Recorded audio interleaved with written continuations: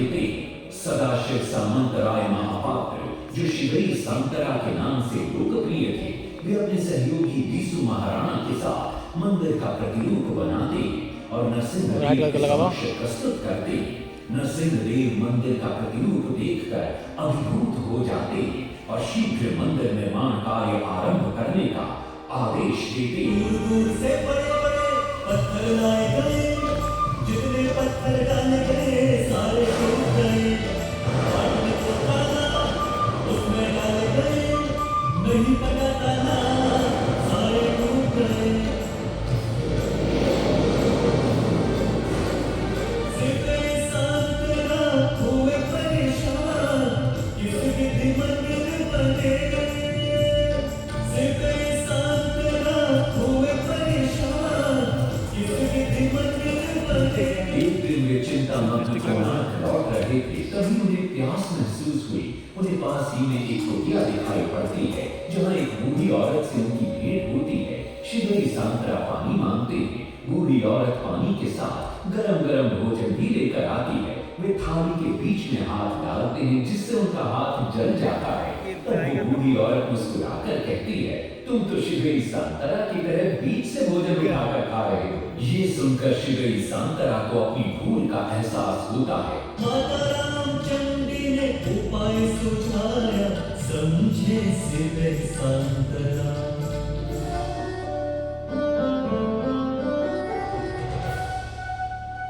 तत्पश्चात वो किनारे से पत्थर डलवाना शुरू करते हैं और मंदिर निर्माण का कार्य तेजी से आगे बढ़ने लगता है। 1200 शिल्पियों ने 12 वर्ष में मंदिर बनाया। घोड़े साथ सजा रथ में समय का चक्र बताया।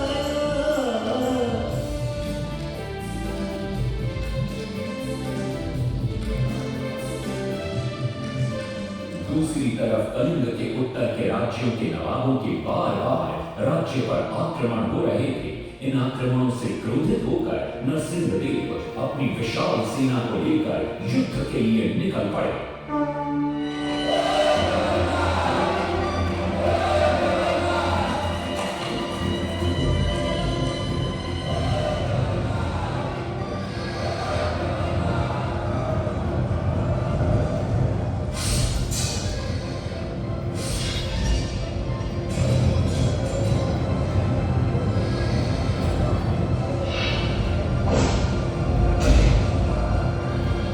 शक्तिशाली गौड़बंग के नवाबों को भी युद्ध में परास्त कर दिया और उनसे प्राप्त सारा धन अपने कब्जे में लेकर सूर्य मंदिर के निर्माण कार्य में लगा दिया।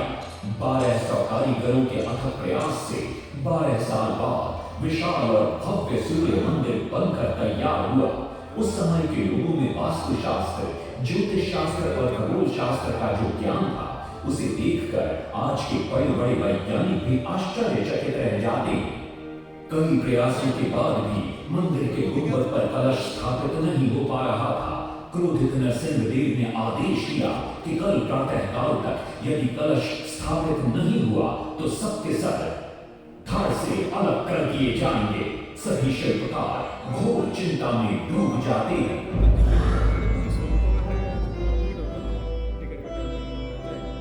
दूसरी तरफ मुख्य शिल्पकार बीसू महाराणा का 12 साल का बेटा धर्मपद सूर्य मंदिर के प्रतिरूप पर कलश बिठाकर प्रसन्न होता है और मां के सामने अपने पिता से मिलने की इच्छा व्यक्त करता है।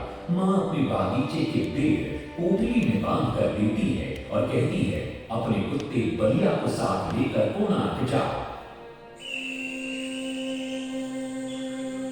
बलिया अपने मालिक को पहचान देता है और बीसू महाराणा से लिपट जाता है। धर्मपद अपने पिता को प्रणाम करता है और अपना परिचय देता है। सबको चिंता में देखकर वो अपने पिता से इसका कारण पूछता है। कारण जानकर धर्मपद कहता है, अगर आप आज्ञा दें तो मैं मंदिर के गुंबद पर कलश स्थापित कर सकता हूं। शिवई सांतरा धर्मपद को अनुमति दे देती। धर्मपद गुंबद पर चढ़ जाता है और कुछ ही समय के प्रयत्न के पश्चात वो कलश को स्थापित करने में सफल हो जाता है।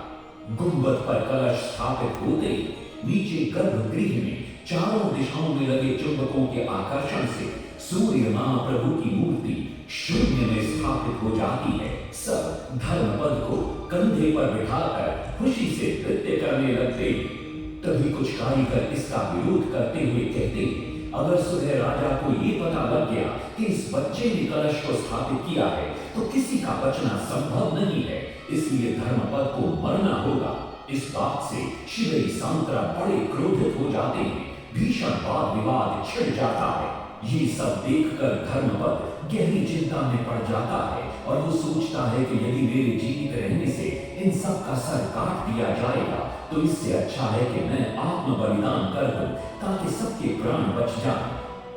और इसी पल धर्मपद नवनिर्मित सूर्य मंदिर के शिखर पर चढ़ जाता है।